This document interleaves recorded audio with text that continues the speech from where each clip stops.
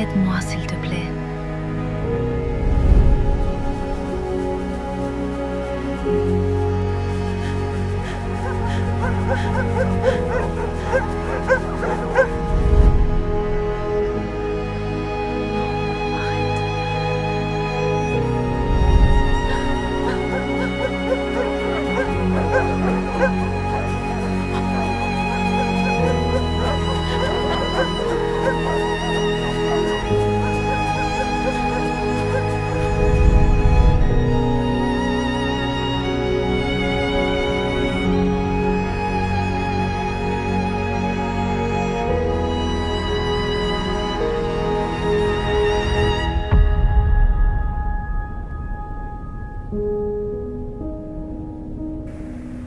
J'ai toujours eu et senti qu'il y avait une douleur antillaise, une nostalgie antillaise. Il y a un moi antillais et un moi profond. Et c'est ce moi profond que je voulais retrouver.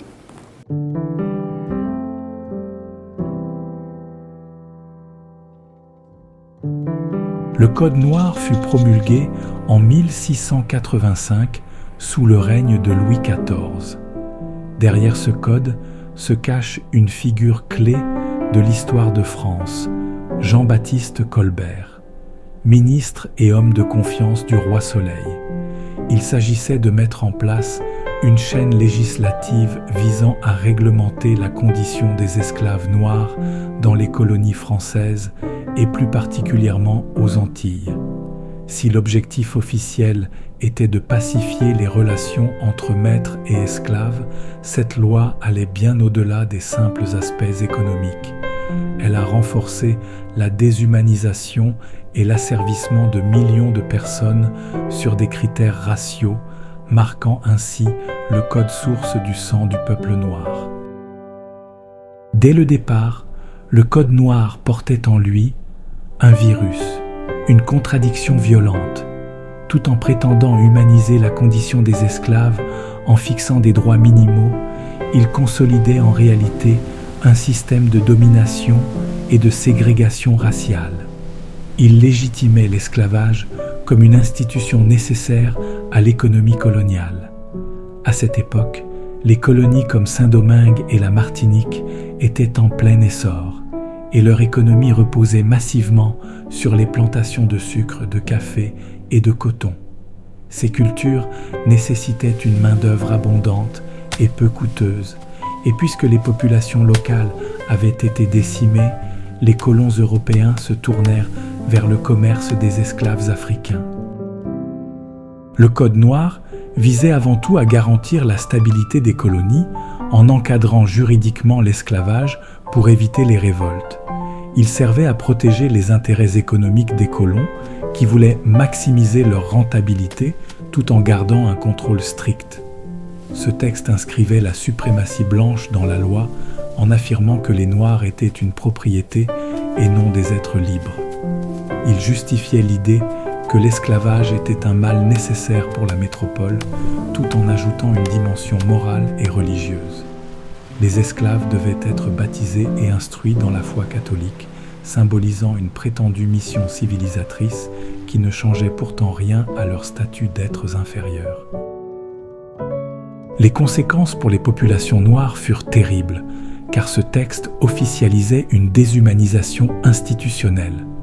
Les esclaves subissaient une perte totale de liberté, étant considérés comme des biens matériels que l'on pouvait vendre, échanger ou transmettre comme héritage. Messieurs, regardez cet homme robuste et cette femme en bonne santé, parfait pour le travail. Combien pour l'homme ? Leur statut d'être humain leur était dénié. Le Code noir permettait également des sanctions d'une extrême sévérité, autorisant les maîtres à fouetter, mutiler ou tuer pour des actes de rébellion ou de simples erreurs. Ce système déchirait aussi les familles, car il n'était pas rare que des enfants soient arrachés à leurs parents pour être vendus dans des colonies éloignées. Malgré quelques rares articles limitant les abus extrêmes, la réalité était celle d'un contrôle total. Cette codification a légitimé une hiérarchie raciale qui a perduré bien après l'abolition au XIXe siècle, laissant des traces indélébiles. Les répercussions se manifestent encore par l'internalisation d'une infériorité raciale et par une fracture sociale profonde. Les inégalités économiques persistent également, car les richesses amassées grâce à l'exploitation profitent encore de nos jours aux colons, pendant que les descendants d'esclaves restent privés d'une qualité de ressources.